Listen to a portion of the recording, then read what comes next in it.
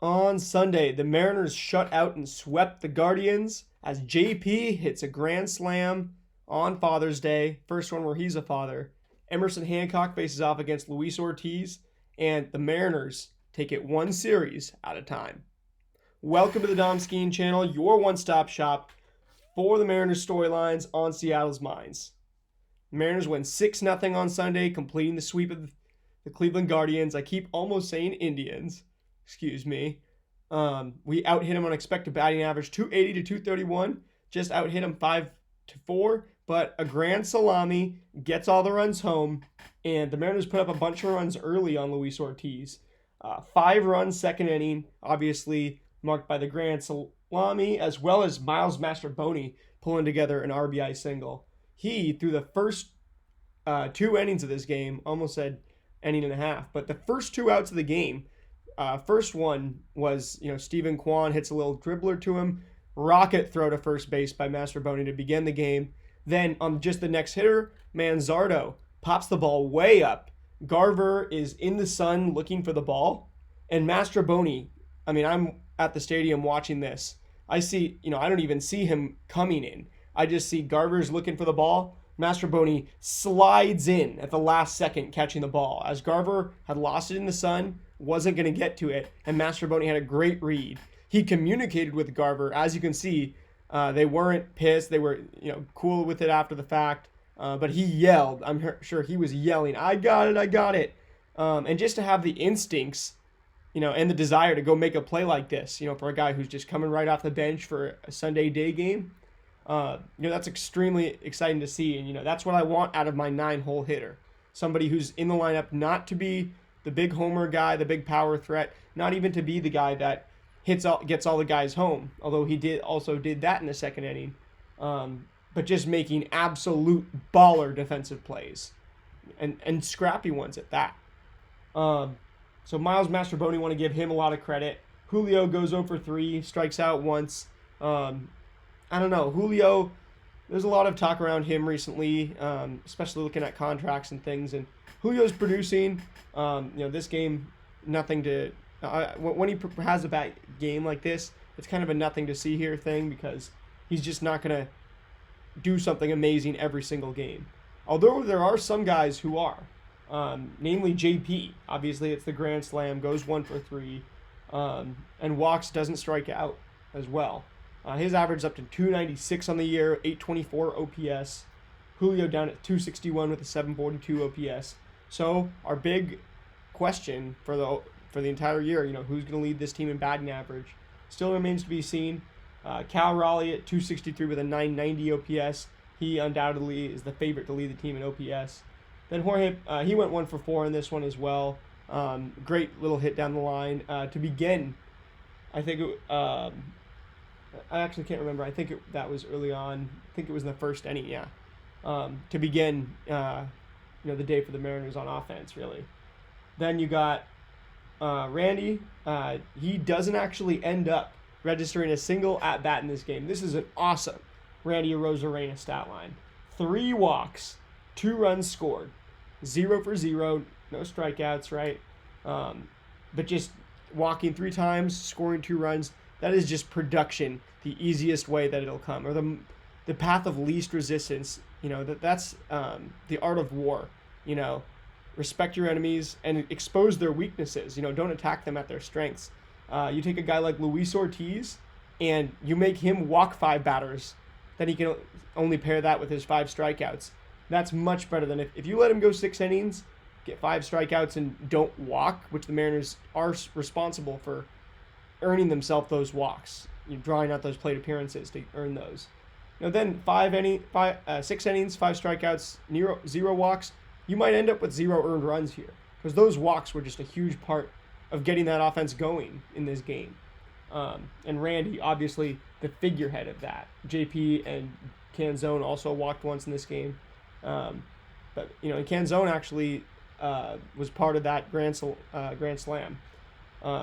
He went 0 for 3 with a run scored. He's hitting 227 with a 729 OPS. Obviously, none of those stats are qualifying in terms of plate appearances yet. Mastrobuoni is at 241 with a 618 OPS, very similar to Ben Williamson on the surface. in those two regards. And both of them bring similar roles, except Mastrobuoni is definitely, I think, a really solid defensive option. I think at this point I'd have to put him as a little edge over Williamson defensively, although both are very sound. Then offensively, I mean, Mastrobuoni is faster, but Williamson seems to have a more dedicated contact approach. So Luis Ortiz, back to him and how he fared off against our lineup. 6 innings pitched, 6 earned runs on 5 hits, then 5 strikeouts to 5 walks, with the homer being the grand slam. 104 pitches to get through those 6 innings means, he allowed twice as many runs as he needed to hold us to for a quality start. But then again, only 6 hard hits. And then you move over to Emerson Hancock, and he allowed 8 hard hits. So allowed a few more hard hits, but he was allowing a lot of contact all day, kept the pitch count sterling. You needed only 85 pitches to go 7 innings, no runs earned on just 2 hits, 4 strikeouts to 1 walk. And most of those strikeouts came later. He made it through at least 5 innings, I want to say, with just 1 strikeout, and that was in the first inning. Then you go Legumina and Bizarro, both have clean innings, each had a strikeout and allowed a hit. But both of those guys, guys that you should expect to see when we're up by 4+ runs. Then the Guardians used Nick Enright and Jacob Junis. Junis actually looked filthy with that slider in the bottom of the 8th. So interested to see how they deploy him and if that 4.18 ERA climbs lower and lower throughout this year. Because if you were playing fantasy baseball a few years ago, you remember Jacob Junis was one of the main breakout picks from the industry. So that's kind of where that name was really exciting at one point in baseball, although it's been a few years since then. So overall, with this team, you want to take things one series at a time. You don't want to be too obsessed with, okay, we have these guys next, so we better be able to win this series because we're only going to probably be able to split this series against this good team. You don't want to do too much strategizing. You also don't want to rely on the idea of a trade deadline acquisition coming. So with what we have right here in the clubhouse, obviously, you call a spade, it's a contender for a playoff spot. It's not a team that is for sure going to make the playoffs, not a team that has a bad chance at making the playoffs, but just a team that it's really close and could go either way. So when you look at our pitchers, I want to remember that just because one guy did one thing on one day doesn't mean he's going to do the same thing the next day. And with Luis Ortiz, he's a guy who primarily throws that 4-seamer usually, but against the Mariners, the obvious playbook against the Mariners is just lower that 4-seam usage, since that's what they're going to be sitting on, and throw them the stuff that they don't want to see. So he ended up going 29% sinker, 25% 4-seamer, 18% changeup, 18% slider, and 10% cutter. He ends up getting 12 swinging strikes on 104 pitches, gets 4 whiffs on 26 4-seamers, 3 whiffs on 19 changeups, 4 on 19 sliders, and 1 on 10 cutters. But then 0 whiffs on 30 sinkers. That's really encouraging to see for the Mariners. I don't know if it's just Ortiz sinker in particular that we weren't begging to swing at. Just put 11 swings on those 30 sinkers, and didn't miss any of them. Hit most of them for what it's worth, with 96.7 mile an hour average exit velocity against that sinker today. So we just hit it especially hard. JP had the grand salami. You look at what pitch that was. It was checking right now. It was a slider. That's what I thought. 99 mile an hour exit velocity. JP golfed that one. He decided to go golfing for Father's Day. JP hits a 9-iron, a really high apex, lands in the first few rows in right field, right next to the foul pole, and that grand slam wins us the game. But Ortiz, I wasn't surprised that he took the sinker, used as the primary, moved the fastball back to his secondary. But I am kind of surprised that he didn't use the changeup and slider and cutter more. I think those would be, if I were him, and I wanted to commit to this approach, I would go changeup, slider, cutter, sinker, four seam.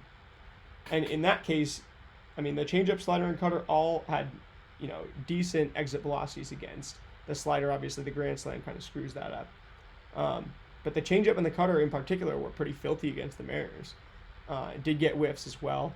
So if you use like a changeup and a slider as your main two pitches against the Mariners, they might be in trouble. Even mix in a cutter, as kind of a secondary, almost a tertiary pitch, if you understand what I'm saying. Then you've got Emerson Hancock, on the other hand, throws only 85 pitches and gets 11 swinging strikes. That is a much better rate than we're used to seeing from him. We haven't seen too many double-digit swinging strike performances from Emerson Hancock. And he got him on a variety of pitches. He ends up being, but I don't like the arsenal that he used to do this for the philosophy that we don't want him to be a sinker, slider, tinker guy. Right now, he looks like he's used, 52% sinker, 21% changeup, 15% four seam, and 12% slider. He got most of his whiffs on that changeup and slider, which are the two pitches that since we drafted him feel like they still have that same potential for missing bats. And they both have yet to really be, they've both been punished, like in the start against the Yankees and stuff. That Tigers start, it was mostly just that he didn't have any fastballs that he was comfortable with. The sinker was getting torn to pieces. But when you look at the four-seam fastball, that's what we wanted him to do, is become more of a prolific four-seamer guy again. Then, that didn't really work. He ended up back in the minors, was tinkering, even though he was like pressing for strikeouts. And in this start, he goes with a full-on induce the weak contact approach. And it works. However, I'm not sure that a 92.6 average mile an hour average exit velocity is going to hold up. Even though it did on this hot day, he was doing a really good job inducing ground balls. So clearly his stuff was pretty deceptive. This is just all news.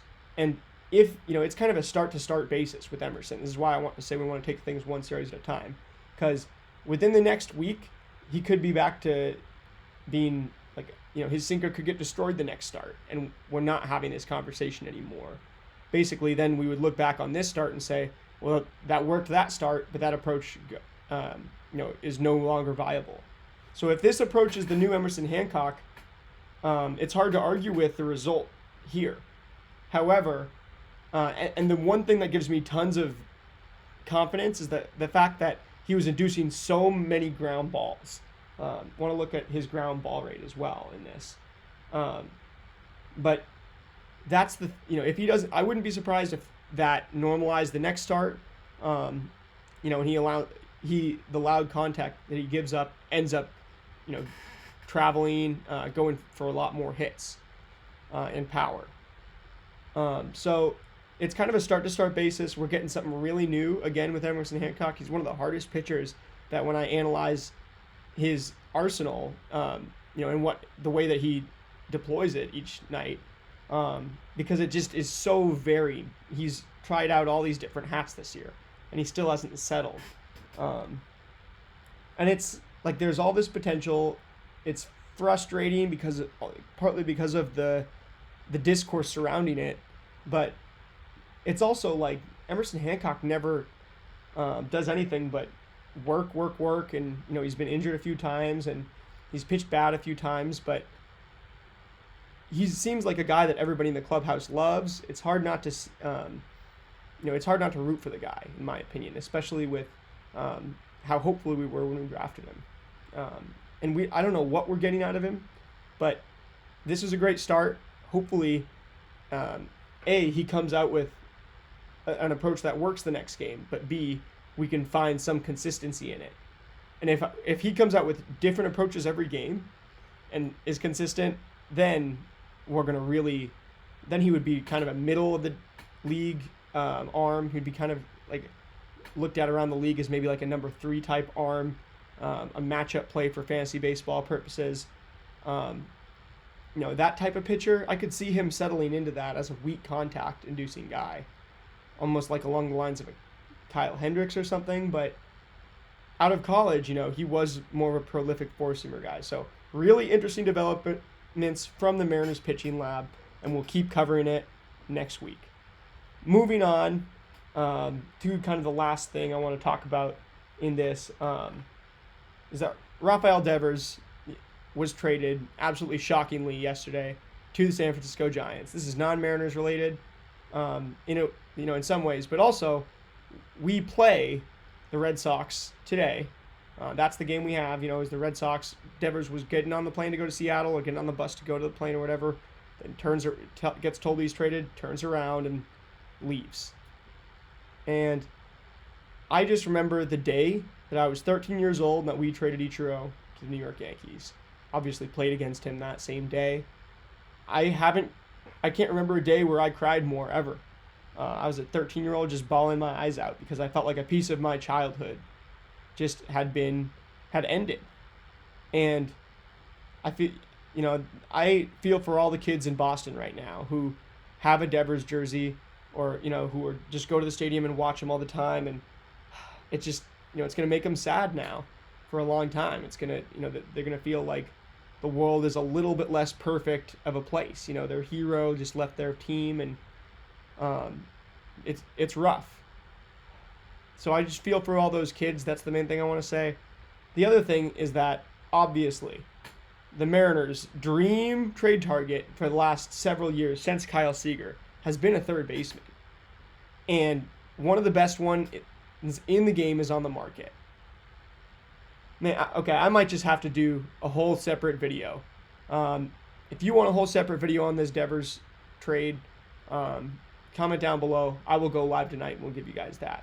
Otherwise, I'm gonna cover this game against the Red Sox tomorrow, and we'll continue talking about the Devers stuff there because I don't want to go too much over. Anyway, thank you guys. This has been Dom Skeen. I will see you guys tomorrow. Go Ams.